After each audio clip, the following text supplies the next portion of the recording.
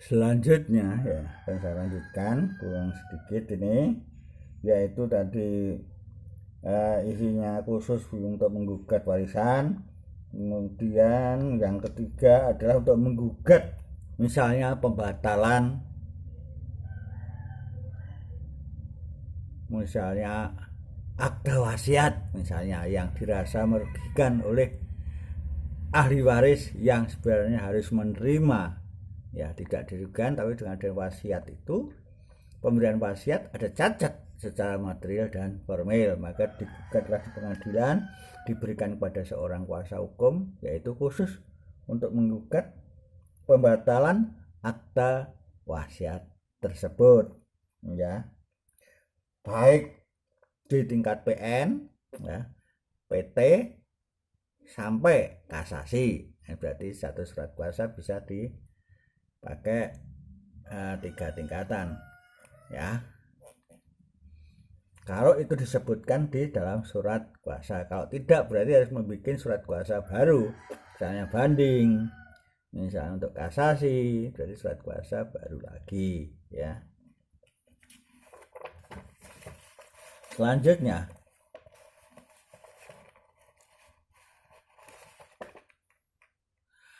apakah anak mantu itu berhak mewaris dari barang gawan dari mertua istrinya misalnya, ya. Hal ini sesuai dengan pasal 832 KUH Perdata, bahwa yang berhak mewaris itu adalah orang yang punya hubungan darah. Jadi anak mantu, ya, tidak bisa mewaris barang kawan dari istrinya, ya, warisan dari istrinya tidak bisa, ya. Itu sesuai pasal 832 KUH Perdata.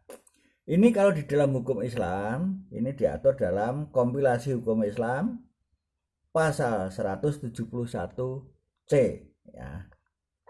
Jadi yang punya hak untuk mendapatkan warisan dari atau barang gawan warisan dari istrinya, tadinya sebutkan contohnya suaminya adalah orang di luar di luar, yaitu istrinya ini orang tuanya yang mewariskan barang, ya. Jadi hanya yang punya hubungan darah, ini sesuai dengan hukum Islam, semua perdata sama yang punya hubungan darah, ya, atau perikatan perkawinan, ya, bisa, ya.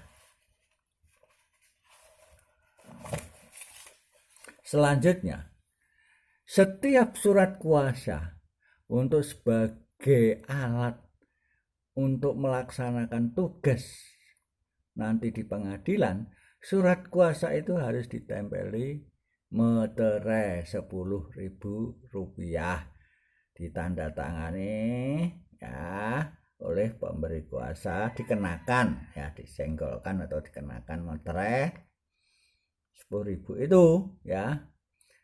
Nanti sekali meterai itu sekali pakai, seterusnya sampai tugas selesai yang berhubungan dengan surat kuasa bisa ditunjukkan, ya. Kalau perlu nanti minta tembusan, ya difotokopikan, ya, misalnya begitu. Selanjutnya,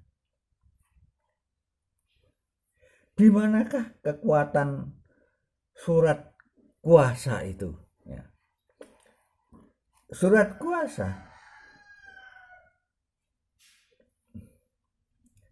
kuasa itu untuk pelimpahan wewenang dari pihak yang secara sah memiliki wewenang tersebut diberikan kepada orang lain. Biasanya orang lain seorang lawyer atau pengacara atau advokat, ya, yang surat kuasa yang berhubungan dengan pelimpahan wewenang untuk misalnya menggugat atau menyelesaikan perkara di pengadilan, ya.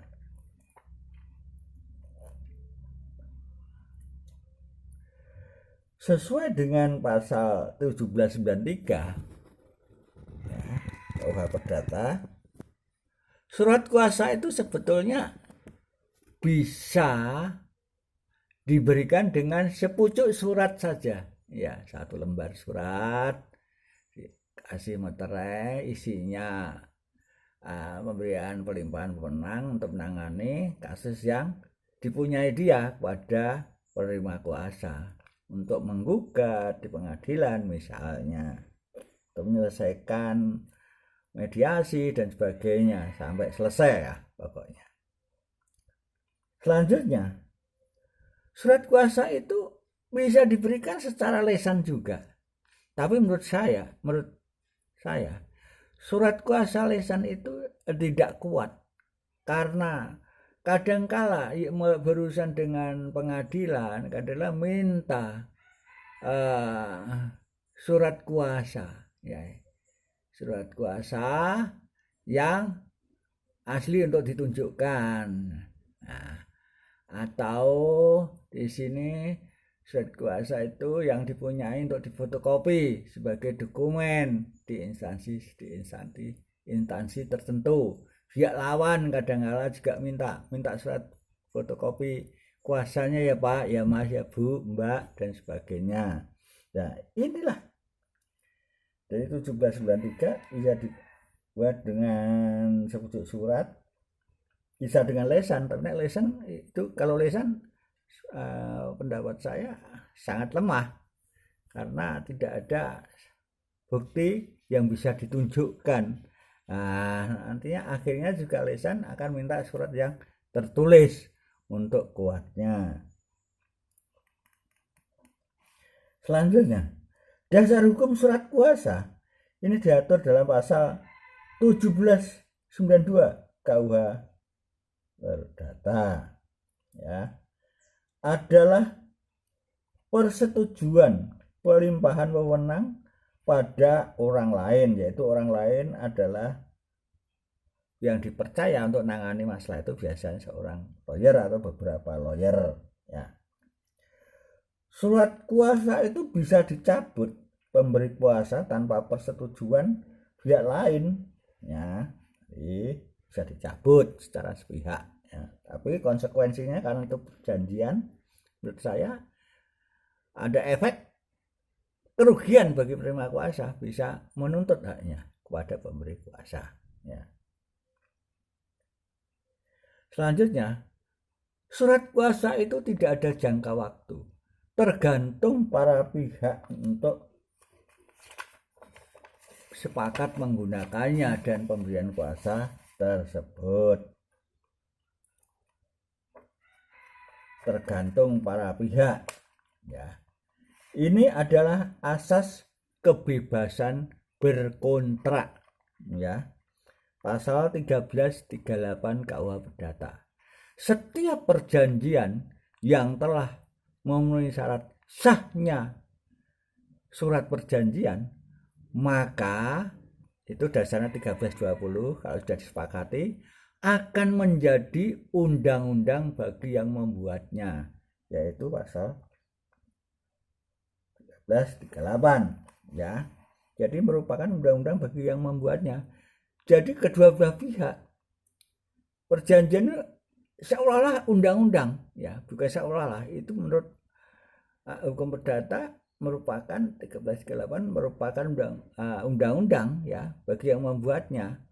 Jadi apabila terjadi wen prestasi untuk ingkar janji salah satu pihak, maka di pengadilan mengacu pada perjanjian itu, karena itu adalah undang-undang kedua belah pihak harus ditaati. Kalau terjadi wen prestasi, ada kerugian salah satu pihak, ada yang ingkar janji atau wen prestasi, maka bisa menuntut yang merugikan di pengadilan itu, ya. Demikian saudara sekalian tentang surat kuasa ahli waris yang saya jelaskan pada saudara sekalian, semoga bermanfaat. Terima kasih, sampai jumpa pada Sandi Suarso Lo Channel dalam produk yang lain. Terima kasih. Terima kasih, matur nuwun. Thank you, see you again.